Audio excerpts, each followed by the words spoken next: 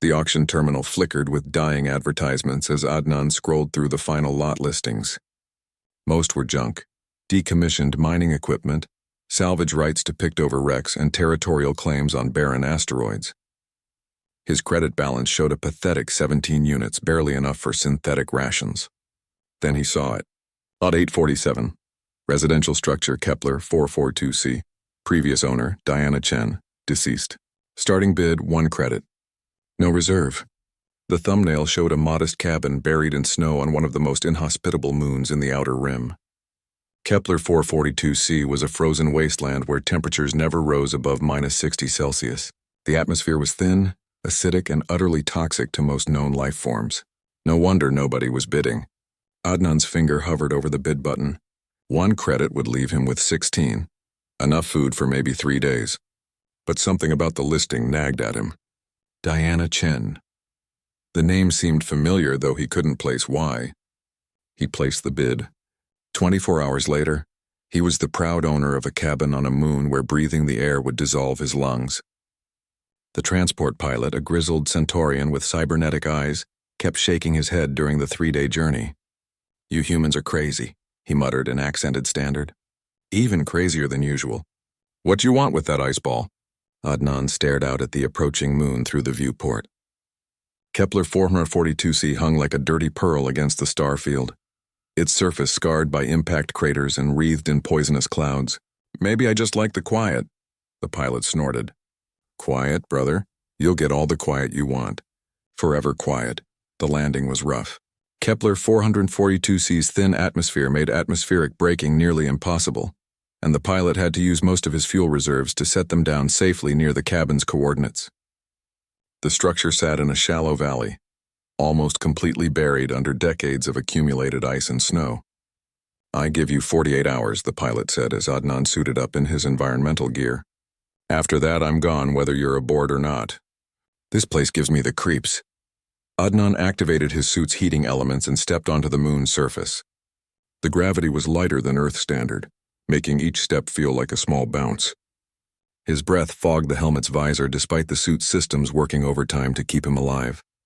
The cabin's entrance was barely visible beneath the ice. Adnan spent an hour with a thermal cutter, melting away the frozen barrier that had sealed the door. When it finally opened, stale but breathable air rushed out. The cabin had its own atmosphere processor. Inside, emergency lighting flickered to life, revealing a space that was far larger than it appeared from outside. The main room was furnished simply but comfortably. A reading chair, a small table, shelves lined with physical books, an incredible luxury in an age of digital everything. But what caught Adnan's attention was the wall covered in photographs. Pictures of Earth. Not just any pictures. These were images of Earth from the early days of human space exploration. The blue marble hanging in space, continents clearly visible beneath swirling white clouds. Astronauts floating in primitive spacecraft. The first lunar landing. The construction of the earliest space stations. In the center of the wall hung a larger photograph. A young Asian woman in an ancient NASA flight suit smiling at the camera. At the bottom, someone had written in fading ink, "Diana Chen, Mission Specialist, Terra Nova Colonial Survey 2157. Adnan's breath caught. Diana Chen. Now he remembered why the name was familiar. She was one of the legendary Terra Nova explorers, the first generation of humans to venture beyond the solar system. They were heroes, pioneers who had paved the way for humanity's expansion among the stars. But according to official records, Diana Chen had died during the Terra Nova mission over 200 years ago. A soft chime drew his attention to a desk in the corner. A holographic display had activated, showing a simple message. "If you're reading this, then I'm finally gone, and someone has found my sanctuary." The message continued, and Diana's voice filled the room, older than in the photograph, but unmistakably the same person. "My name is Diana Chen, and I've been hiding here for 237 years. The official records say I died during the Terra Nova mission, and in a way they're right. The woman who volunteered for that mission, young, naive, believing in humanity's bright future among the stars, she did die out there." Adnan sank into the reading chair, transfixed. "What we found on Terra Nova, it changed everything. Not just for me, but for what humanity could become. We discovered we weren't alone in the universe. But more than that, we discovered we were special. While other species had evolved intelligence, only humans had evolved something else. Something that scared the older civilizations so much they tried to destroy us before we could spread. The hologram shifted, showing star charts and alien symbols. Adaptability. That's what they feared. Every other species in the galaxy has limits. Environmental ranges they cannot survive. Technologies they cannot master. Concepts they cannot grasp. But humans, we adapt. We survive. We overcome. On Terra Nova, we found technology that should have killed us. Instead, we learned to use it.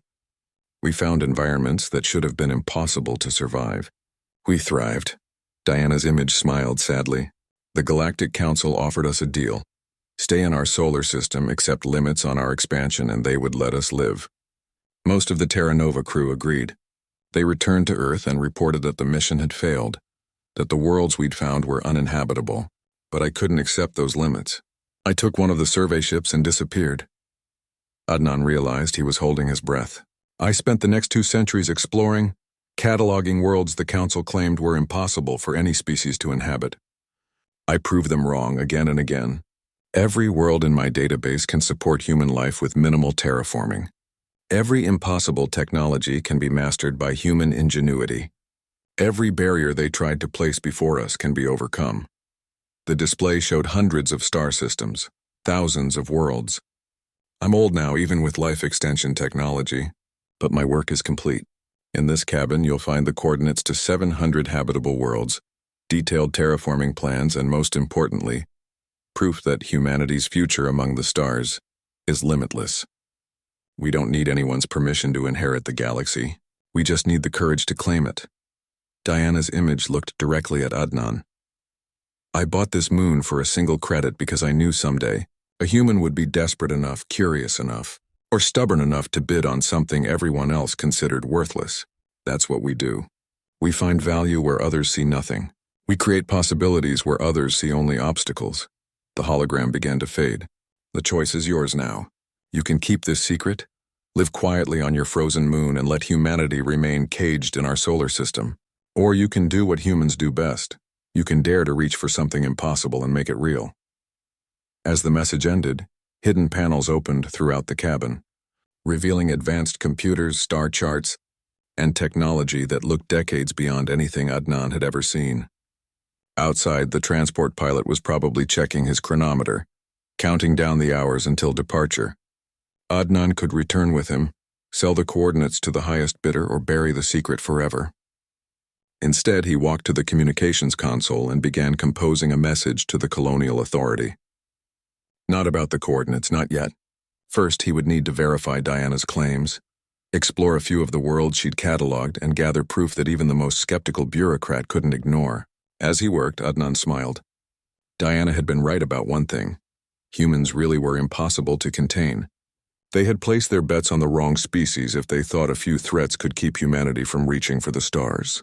He paid 1 credit for a lost cabin on a frozen moon, and discovered inside the key to unlocking humanity's true destiny among the stars.